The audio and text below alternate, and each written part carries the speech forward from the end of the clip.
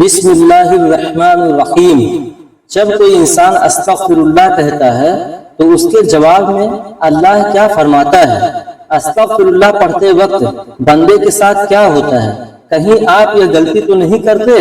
حضرت محمد صلی اللہ علیہ وسلم نے فرمایا، خدا کی قسم میں دن میں 70 سے زیادہ مرتبہ اللہ سے استغفار کرتا ہوں اور اس کی بارگاہ میں توبہ کرتا ہوں۔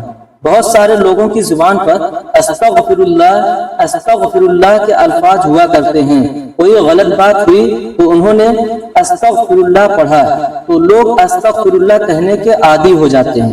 استغفر اللہ کا مطلب ہے کہ اے اللہ تو ہمیں بخش دے۔ صرف استغفر اللہ کہہ دینے سے آپ کی توبہ قبول نہیں ہوتی، کیونکہ استغفر اللہ عام طور سے جو لوگ بولتے ہیں وہ ان کی زبان پر رٹے ہوئے الفاظ ہیں، تو بس وہ استغفر اللہ ان کی عادت میں ہے۔ تو عادت میں ہونے کی وجہ سے اگر کوئی انسان استغفر اللہ بول رہا ہے تو اس سے اس کی گناہوں کی بخشش نہیں ہوگی۔ آپ صلی اللہ علیہ وسلم نے فرمایا، گناہوں پہ شرمندہ ہونا توبہ ہے، اور جب کوئی انسان اللہ کی بارگاہ میں توبہ کرتا ہے تو اللہ تعالیٰ ساتویں آسمان سے پہلے آسمان پر آ کر ایک خاص نگاہ ڈالتا ہے، ایک توجہ فرماتا ہے اور بندے سے کہتا ہے، میرے بندے آؤ، میں کب سے تیرے انتظار میں تھا، لوٹ آؤ، اپنے رب کی مرضی کی طرف لوٹ آؤ، اپنے رب کی مغفرت کی طرف۔ ایک جگہ اللہ فرماتا ہے، اے لوگوں ایسی جنت کی طرف دوڑو جس کی چوڑائی اور لمبائی آسمان اور زمین کے برابر ہے، اور اپنے رب کی مغفرت کی طرف دوڑو۔ تو اس لیے جب کوئی بندہ اللہ کے سامنے توبہ کرتا ہے یا استغفر اللہ پڑھتا ہے تو اللہ تعالیٰ 70 مرتبہ جواب میں اس کو لبیک کہتا ہے۔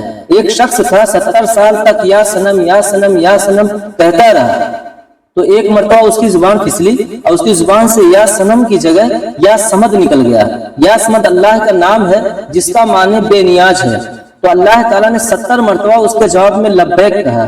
ایک روایت میں آتا ہے کہ 70,000 دفعہ اللہ نے لبیک کہا، یعنی اے میرے بندے تیرا رب حاضر ہے، کیا چاہتا ہے؟ تو فرشتوں نے کہا، مولا یہ بندہ تجھے نہیں پکار رہا ہے، یہ تو یا سنم کر رہا تھا، دھوکے سے اس کی زبان سے تیرا نام نکلا، بلکہ یہ تو تجھے جانتا ہی نہیں ہے، یہ تو ساری زندگی یا سنم کرتا رہا۔ تو اللہ تعالیٰ نے فرمایا کہ اے فرشتوں خاموش ہو جاؤ، اور فرمایا کہ مجھے معلوم ہے کہ یہ مجھے نہیں پکار رہا، لیکن دھوکے سے ہی صحیح، لیکن اس نے اپنے معبود حقیقی کو پکارا تو ہے۔ اگر میں نے بھی اس کے سوال پر اس کو جواب نہ دیا تو پھر مجھ میں اور ان میں کیا فرق رہے گا جس کو یہ 70 سال سے پکار رہا ہے۔ کوئی بندہ دھوکے سے بھی رب کو پکارتا ہے تو اللہ تعالیٰ اس کے لیے ثواب لکھتا ہے اور اس کی طرف متوجہ بھی ہو جاتا ہے۔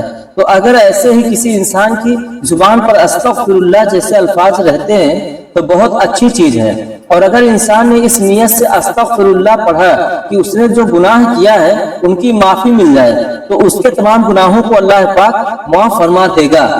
جو استغفار کو لازم کر لے تو اللہ پاک اس کی تمام مشکلوں میں آسانی، ہر غم سے آزادی، اور اسے وہاں سے روزی دے گا جہاں سے اس کا گمان بھی نہ ہو۔ استغفار سے دلوں کا جنگ دور ہوتا ہے۔ جب بندہ اپنے گناہوں سے توبہ کرتا ہے تو اللہ کریم لکھنے والے فرشتوں کو اس کے گناہ بھلا دیتا ہے، اسی طرح اس کے ہاتھ پاؤں کے گناہوں کو بھی بھلا دیتا ہے اور زمین سے اس کے نشانات بھی مٹا ڈالتا ہے، یہاں تک کہ قیامت کے دن جب وہ اللہ پاک سے ملے گا تو اللہ پاک کی طرف سے اس کے گناہوں پر کوئی گواہ نہ ہوگا۔ بندہ کسی گناہ کو اللہ تعالیٰ کی نافرمانی جان کر اس کے کرنے پر شرمندہ ہوتے ہوئے رب سے معافی مانگے اور آئندہ کے لیے اس گناہ سے بچنے کا پکا ارادہ کرے اور اس گناہ کی تلفی کے لیے کوشش کرے۔ مثلا نماز قضا کی تھی تو اب ادا بھی کرے، چوری کی تھی یا رشوت لی تھی تو بعد میں توبہ وہ مال اصل مالک کو واپس کرے یا معاف کروا لے، اور اگر اصل مالک نہ ملے تو ان کی طرف سے راہ خدا میں اس نیت سے صدقہ کر دے کہ وہ لوگ جب ملے اور صدقہ کرنے پر راضی نہ ہوئے تو اپنے پاس سے انہیں واپس دوں گا۔ توبہ استغفار کی تمام تر اہمیت اور فضائل کے باوجود بعض بدنصیب نفس شیطان کے بہکاوے میں آ کر توبہ استغفار کرنے میں ٹال مٹول سے کام لیتے ہیں۔ तौबा का मौका मिलना भी बहुत बड़ी शहादत की बात है। बहुत से लोगों को तौबा का मौका भी नहीं मिलता और वो बगैर तौबा किए इस दारे फानी से चले जाते हैं। मौत का कोई भरोसा नहीं, इसलिए हमें भी बाकसरत तौबा और इस्तिग़फ़ार करनी चाहिए। कुरान मजीद में इरशाद बारी तआला है कि अल्लाह ताला इस्तिग़फ़ार करने वालों पर रहम की बारिश करता है और उनकी ताकत में इजाफा फरमाता है। अल्लाह पाक कुरान मजीद में एक जगह फरमाता है, नूह अलैहिस्सलाम ने अपनी कौम से कहा, अपने रब से अपने गुनाहों को बख्शवा लो और माफी मांगो, वो यकीनन बड़ा बख्शने वाला है और वो तुम पर आसमान को खूब बरसता हुआ छोड़ देगा और तुम्हें खूब पैदर पे माल और औलाद में तरक्की देगा और तुम्हें बागात देगा और तुम्हारे लिए नहरें निकाल देगा। इस्तिग़फ़ार अल्लाह की खुशनुदी का सबसे बड़ा जरिया है।